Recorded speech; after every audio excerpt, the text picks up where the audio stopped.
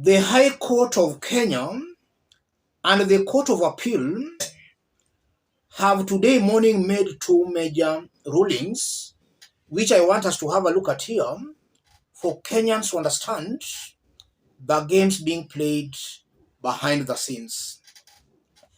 The High Court has blocked the government from deploying our police service to Haiti, making it very clear that the President and the National Security Council have no legal mandate to deploy our police service outside the territory of Kenya.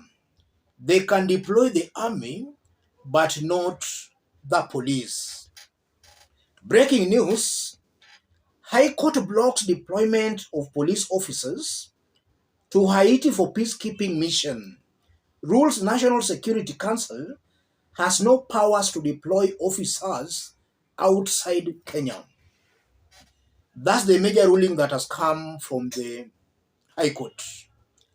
And the Court of Appeal has also stopped the housing levy. Let's have a look at a bit of the ruling before we dig deep. The trial court held that the housing levy was introduced without a legal framework.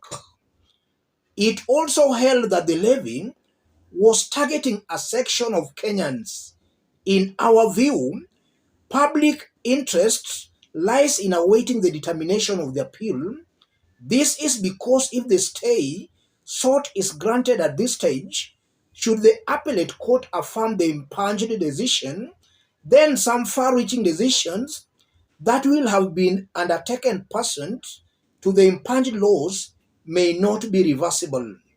Public interest, in our view, tilts favor of in not granting the stay or the suspension sought. Public interest tilts in favor awaiting the determination of the issues raised in the intended appeals.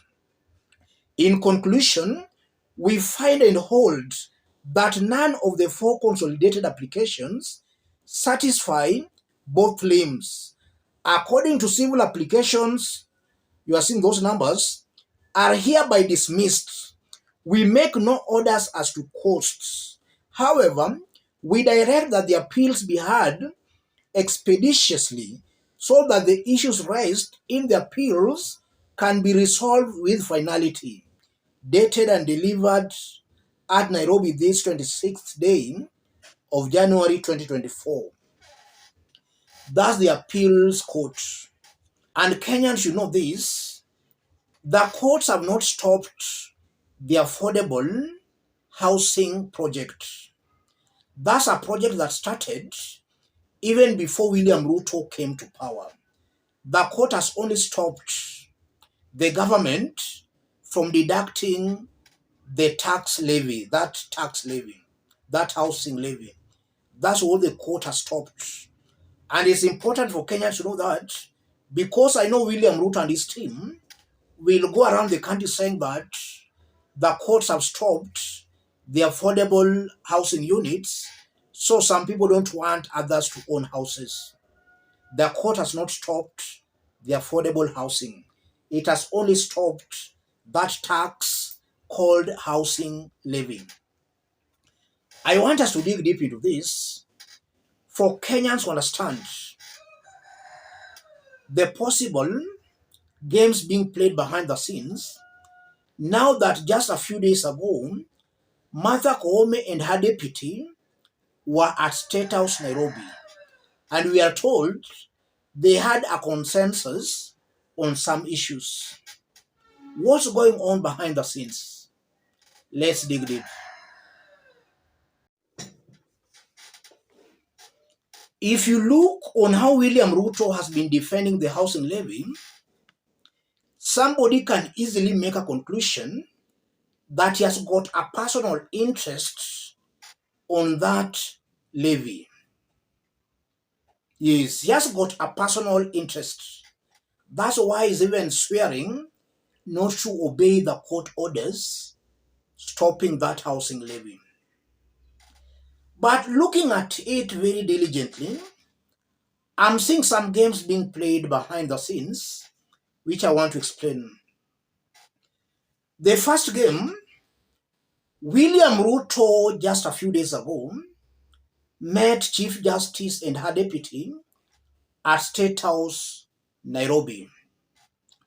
An impression was created that now William Ruto had compromised the judiciary. And going forward, the courts were going to rule in favor of the government. It's highly possible that the government, with the help of Martha KOOME and the intelligence, have allowed the courts to rule the way they have ruled today, knowing fully well eventually the Supreme Court will reverse all that. It might be possible and highly possible. The government, with the help of the Chief Justice, have allowed the courts to rule the way they've ruled, knowing fully well the Supreme Court will eventually overturn everything. The aim is to hoodwink Kenyans into now seeing that that meeting between William Ruto and the Chief Justice never compromised the judiciary. We are in Kenya, and that is highly possible. And now that we are dealing with a government that is very good in cutting deals and in propaganda politics. The second probable game being played here, it might be possible that the Chief Justice, Martha KOOME, is finding it very hard to compromise the lower courts. My instincts tells me very well that Martha KOOME is a staunch Ruto supporter, somebody who most definitely voted for William Ruto. And she can go to any extreme length to do what William Ruto wants. Now that the courts have ruled the way they've done, it might be possible that behind the scenes, KOOME is trying to pull the strings, but these lower courts are not just yielding to her demands. The lower courts are still not yielding to her demands. So we might see another round of negotiations. William Ruto and Martha KOOME might go back to the drawing board to see on how to bring these lower courts on board. And I'm saying that because it's a fact. The Supreme Court, basing my argument on their rulings before, they seem to be tilting towards the executive. The lower courts are much more independent than the Supreme Court. In fact, the higher you go in our judiciary, the court becomes less independent. I'm seeing those as the two most probable games going on behind the scenes. Above all, as I conclude, that ruling confirms that William Ruto is drunk with power and is trying to push things that are clearly unconstitutional, clearly illegal. He's drunk with power, so he thinks that he is the judiciary, he is the executive, and he is the legislature. That's what William Ruto thinks.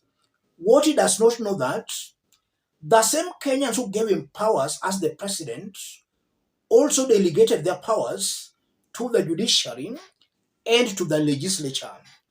That's why we have three arms of government. All these arms have been given powers by Kenyans. Kenyans never gave William Ruto powers himself alone.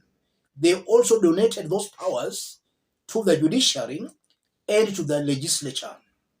For the legislature, it's unfortunate William Ruto has succeeded in pocketing the legislature. The only arm that maybe was still a little bit independent is the judiciary. Ruto is very desperate to pocket the judiciary. We are still waiting to see what will follow after this. Let me stop it there, ladies and gentlemen. In case you are watching us, but you have not yet subscribed, subscribe, give this video a like. Those watching us outside Kenya, drop a comment, let us know from which part of the globe you are watching us from. Let's meet in our next analysis.